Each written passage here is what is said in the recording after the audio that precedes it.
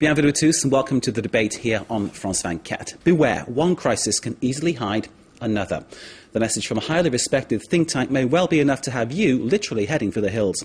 Leap 2020's latest report warns of massive social and civil unrest in areas that have been badly affected by the financial crisis. People struggling to make ends meet may well decide to take matters into their own hands to get the things they think they need. A consumer society, then, turning on itself. Well, in the past year, we've witnessed, here on France 24, the scenes of social unrest in places such as Greece, part of the EU, part of the modern consumer society of the West. Even now, there are riots in part of France, albeit very far from Paris. Nonetheless, riots in the overseas departments of Guadeloupe and Martinique show how people can't cope with the rising cost of living and then start a process quickly hijacked by violent and often criminal elements. Let's not forget then the recent demonstrations we saw on the streets of Paris and other big cities here in France that signalled a general discontent with the way governments try to run our lives. So, is it time to do a runner, or is it time to say, well, the word of this particular oracle is perhaps, say, somewhat exaggerated? Well, here to discuss this, we have a team of quality experts, starting with François Bernard Huyghe, who's a special advisor for the Institute of International and Strategic Relations. Thank you for joining us. Across the platter from him, Philippe Golub, Professor of International Relations from Université Paris 8. Philippe, thank you for being with us. Joining us from Nice as one of the authors of the report from the Laboratoire Européen d'Anticipation Politique, Franck Biancheri, who is the Directeur des Études in Nice. Franck, thank you for joining us. I'll start with you. Are your words something like the truth, or are you being alarmist? Well, let me explain where these words are coming from. We have been issuing this monthly bulletin, like the one you mentioned, which is our latest issue, since February 2006, when we coined the concept of global systemic crisis, and we warned 3 years ago that the world was about to enter a crisis of an historic magnitude, giving months after months details of what we try to do, which is to anticipate the next 6 months to 1 year of the development of this crisis. So in fact, the last issue, the number 32 you are referring to, where we have been saying that if major decisions are not taken at the next G20 meeting in London in April, we think that the crisis will enter its 5th phase, the phase of geopolitical dislocation, by the end of this year. And in our opinion, this is exactly what our analysis or our anticipation is showing. So it's the truth, but as we say, it depends a lot on what the G20 leaders will do or not do in a month's time. Okay, stay with us. Let's bring in the studio now. Philippe Golub, it sounds like the G20 may be the final hope to avert this kind of social crisis that Mr. Biancheri is talking about in his report. It's a kind of, well, a fearful fact if your last hope is the G20, is it not? Well, I think nobody really knows today which way to go. That's true of political leaders, that's true of political scientists, that's true of forecasters, and of course true of economists who largely, not all of them, but largely failed to predict the present global international economic and financial crisis. I think you have to look back to history rather than to try to make predictive moves forward to try to get a grasp of what's happening in the international system. In 1933, an international conference was held in London called the London International Economic Conference of 1933, which was supposed to coordinate government policies, create intergovernmental mechanisms and institutions to pull the world out of depression. At the time, the United States pulled out of that conference and torpedoed that conference. I'm not saying that to polemize with Franklin Roosevelt, whom I greatly admire, but just to point out that meetings in and of themselves, the G20 and other meetings, will not necessarily be the locus in which the actual decisions will be taken and the actual resolution of the crisis will come from. Do you think we're going to see more civil unrest, the likes of which we've seen in Greece, in Martinique and in Guadeloupe recently?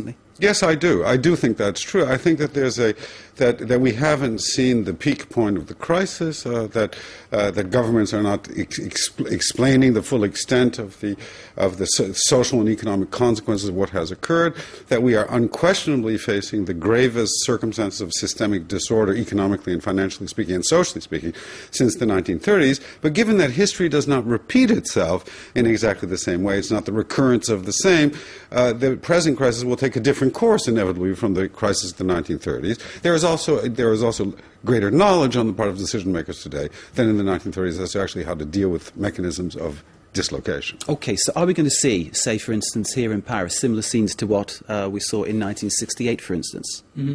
Well, you know, there are probably thousands of think tanks around the world. Some of them exist since the 40s, and they're producing reports on futurology since the 50s, and most of them are with an apocalyptic tune. So and most of them were wrong, incidentally. So I'm a little bit skeptical on the possibility to predict the exact phases of the crisis. I'm a little bit skeptical, which is more important, on the capacity we have to predict the interaction between economy and politics.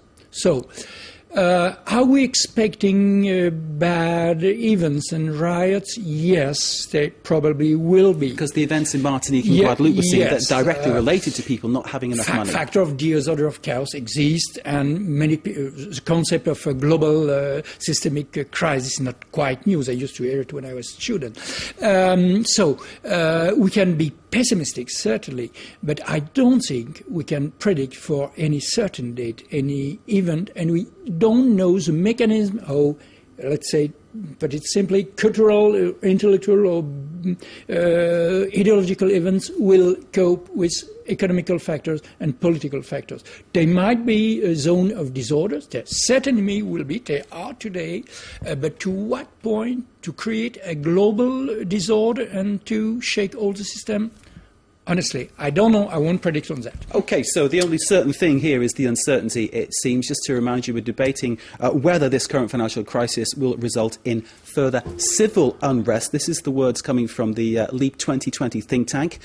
Franck Biancheri is from that think tank. He's in Nice. Before we go back to him, let's go to another guest who's in New York, Rick MacArthur of Harper's Magazine. America is said to be one of the flashpoints which will most suffer if the words of LEAP 2020 come true. A society where there are lots of people who are armed, there are lots of people who can be quite volatile and make things happen for themselves. Mr. MacArthur, thank you for joining us there in New York.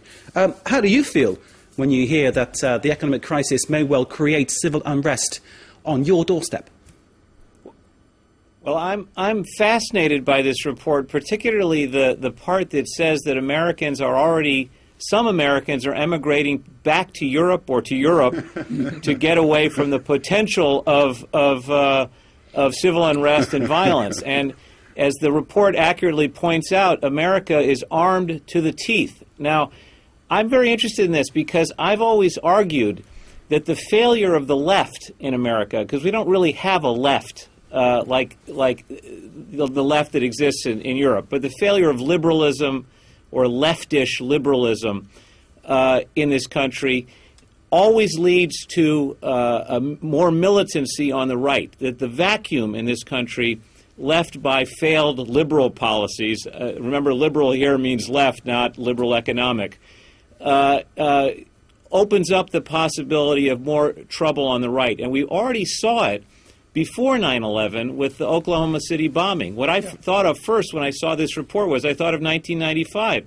Timothy McVeigh and his right-wing maniacal militants blowing up the federal office building because they felt left out of American society. They killed 168 people. This is a kind of I call it the 4/19 as opposed to 9/11. It was 4/19, 1995. What you're seeing in this country is increased alienation among poor white people who don't feel connected with the system, are getting laid off first. They resent immigrants. They resent illegal immigration. They resent so-called liberals. They loved Sarah Palin. So these are some of the people who showed up at Barack Obama rallies saying at Palin rallies and shouted, kill him, kill Obama. I am convinced or persuaded that there's something to this report that's very dangerous, that the vacuum in this country, the political vacuum, is going to be filled not by a left-wing radical movement that tries to reorganize capitalism, but by right-wing militants. Are you saying you agree with what the report is saying, Mr. MacArthur?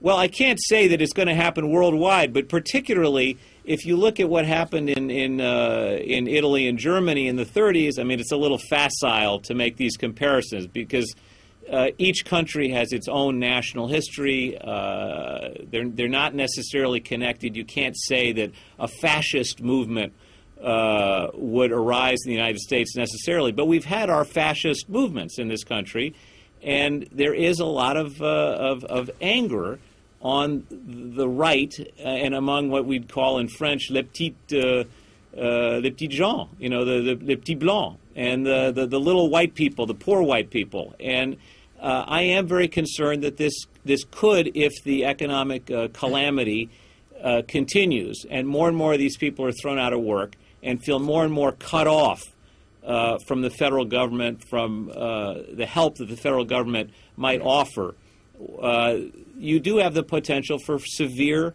social dislocation and right-wing rioting, so to speak, or right-wing violence. Rick MacArthur, and you'll please bear with us. Let's bring back in from Nice the man behind this report from LEAP 2020, Franck Biancheri. It seems that you have a lot of people agreeing with what you're saying here. What actually would you like to see, Franck Biancheri, from the G20? How could they kind of stave off the oncoming disaster that you're predicting? Well, I will answer that. Just one remark to add up to the commentary from Mr. MacArthur. The largest number of our readers coming from one single country are Americans. So we have, right now, we have about 10 million readers every month, directly or indirectly, of our public communique worldwide, in about 70 languages. And the bulk of it, the majority of them, the biggest number of them, are coming from the US. So it means that the kind of analysis we are doing, the commentary made by the previous speaker, is in fact showing there is a big echo in the US right now around this topic. And as you know, psychology plays a big role in this kind of social crisis and eventual dislocation and so on. So back to the point of the G20. We're saying that the G20 has a very complicated, difficult task to conduct in 1 month's time. But meanwhile, this task is pretty simple in terms of priorities. I'm not necessarily going to please an American or a British audience, but nevertheless, the point is that we think that the bulk or the core reason of the crisis which is developing for the past years is a question of the monetary system, the international monetary system, which cannot be anymore based upon a single currency, and in that case, the US dollar. If after the war, the US was both legitimate, economically speaking, and monetarily speaking, to be the pillar of the international monetary order, today this situation has changed completely, and in fact it is creating a complete disorganized and chaotic process which is bringing the world into the situation we have now. All the crises in the subprime, the financial credit derivatives and everything, all that is linked around one key issue, money, currency, and the value of this currency. Okay, let's leave it there for now. I'm sorry, for 1 second. I need to bring in someone from the studios. You can bear 1 second, please, Franck. François Bernard-Hugues, I mean, do you feel that there's a danger here that this becomes a self-fulfilling prophecy? There are more people who say this is going to happen. Well, in any crisis, there is a part of self-fulfilling prophecy. Crises have to do with what you believe and the way you act, considering the future you believe in. But, okay, to what point? I would like to go back to this issue of political disorder. In France, we had those riots, and they were not the fact of little extreme right, little whites, if my memory serves me right. But we might have this kind of disorder. We might have some survivalist group in the US taking their arms and going to live in the mountains because they believe that everything is going to apocalypse.